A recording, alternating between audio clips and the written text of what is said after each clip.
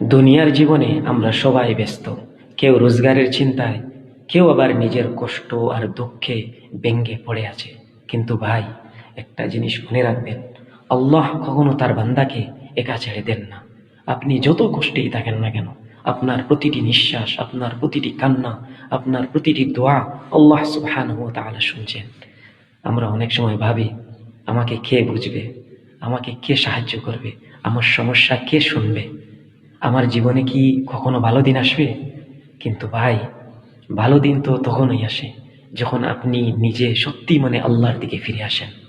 মানুষ প্রতিশ্রুতি ভাঙে, মানুষ ভুলে যায়, কিন্তু আল্লাহ আল্লাহ কখনো তার বান্দাকে বলেন না।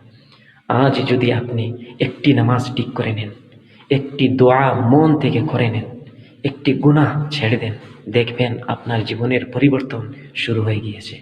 আল্লাহ সুবহানাহু ওয়া তাআলা বলেন, ফাযকুরুনি আযকুরকুম, তোমরা আমাকে স্মরণ করো, আমি তোমাদেরকে স্মরণ করব। এর চেয়ে বড় অনুপ্রেরণা আর কি হতে পারে? প্রিয় প্রিয় ভাই, একটা সিদ্ধান্ত নিন, আজ থেকে আল্লাহকে স্মরণ করব,